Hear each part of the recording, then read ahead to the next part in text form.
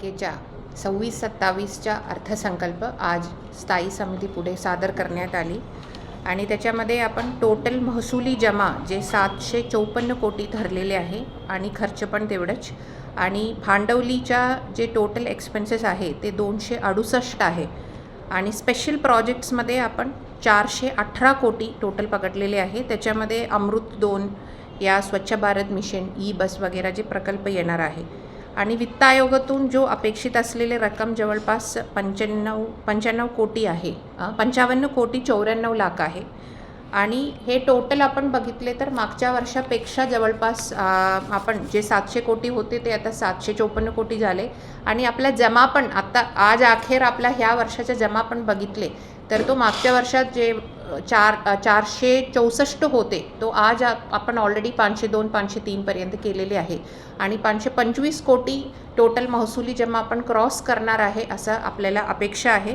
आणि मोठा जो इन्फ्रास्ट्रक्चर प्रोजेक्ट्स आपण ऑलमोस्ट पूर्णत्वात आलेले आहे ते PM ई बस सेवा जे आपला ऑलमोस्ट 80% सिव्हिल डिपो आणि HTLTचे कामं पूर्ण झालेले आहे। केशवराव भोसले नाट्यगृहाचं पण काम आता फायनल स्टेजला आहे आणि त्यांच्या पण काही निधी आपल्याला जो 12 कोटी अगोदर होते त्याच्यासोबत आज एक 5 कोटी आपल्याला जमा झालेले आहे। त्यांच्या पुढच्या फेजचे पण प्रस्ताव जवळपास 29 कोटीचे आपण गव्हर्नमेंटला पाठवलेले आहे। तसेच जे सरस्वती टॉकीजमध्ये आपण बांधण्यात येणारा जो पार्किंगचा स्पेस आहे जे फर्स्ट फेज पूर्ण झाले तिथे 250 गाडीच्या पार्किंगच्या क्षमता आहे आणि त्यांच्या वरच्या जे 2 फ्लोअरच्या पार्किंग आणि त्याच्या वरच्या आपला भक्त निवास हे सर्वाच्या पण आपण फायनल फेजच्या काम सुरू आहे आणि एकदम फायनल फेजचे टेंडर आज स्थायी समोर जाणार आहे।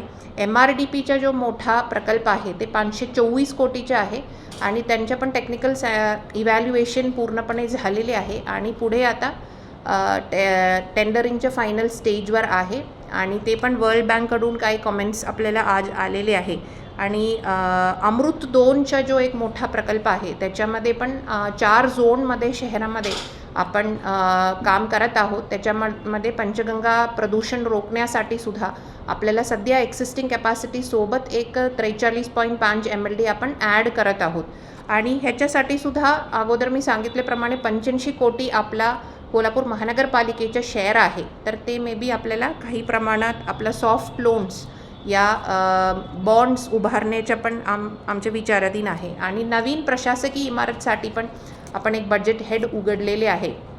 सध्या आपण बसलेले जो इमारत ते 100 वर्षापेक्षाही जास्त जुना आहे आणि आता शेंडा पार्कमध्ये आपल्याला 5 एकर जागा जी मागच्या वर्षी भेटलेले आहे तिथे आपण 103 कोटीच्या एस्टिमेट्स बनवलेले आहे।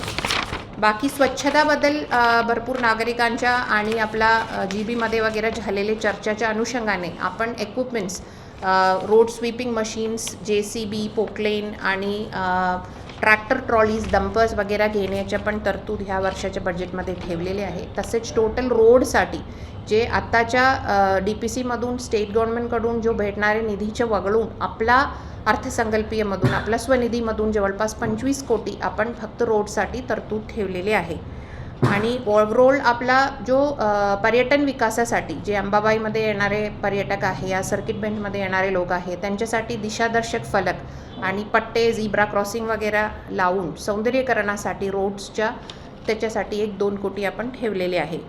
बाकी ओव्हरऑल मला वाटतं की आता आपला मेजर एक विषय आहे की सेवा प्रवेश नियम तर ते लवकरात लवकर आपल्याला मंजूर होऊन भेटले तर आपल्या पदभरतीच्या पण आपला तयारी आहे आणि आत्ताच बाकी पाणीपट्टीचं एक मीटिंग झालेले आहे आता संबंधित विभागांशी आणि आपला सन्माननीय सदस्यांच्या आणि महापौर मॅडमच्या उपस्थितीमध्ये तर त्याच्यामध्ये पण काही प्रमाणात आपण मॅक्सिमम आत्ताच्या ह्याच्यामध्ये भरून आणि पुढच्या वर्षामध्ये पण अर्थसंकल्पीय तरतूद आपण वाढवण्याच्या आपण एक टार्गेट ठेवलेले आहे। बाकी शिक्षण विभागाकडून इस्रोच्या सहलीचे आपण ह्या वर्षी केलेले आहे।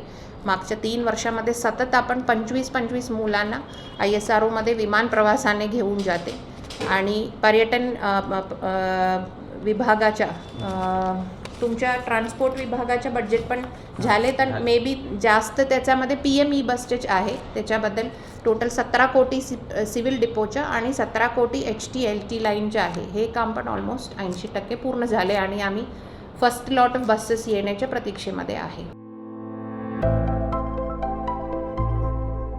आविष्कार इन्फ्रा तुम्हाला देत आहे विविध लोकेशन्सवर NA प्लॉट्स आणि प्राईम फ्लॅट्सचे प्रोजेक्ट्स. नंदिनी जाधव नगर, शांत निवांत कोल्हापुरात घर म्हणजेच नंदिनी जाधव नगर. मल्हार रामगिरी, तुमच्या स्वप्नातील बंगल्याची पहिली पायरी.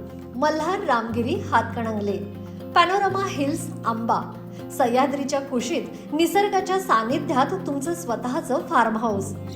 पद्मवीरा सिटी जयसिंगपूर, एक आधुनिक लाईफस्टाईल देणारा 1 and 2 BHK होम्सचा प्रोजेक्ट.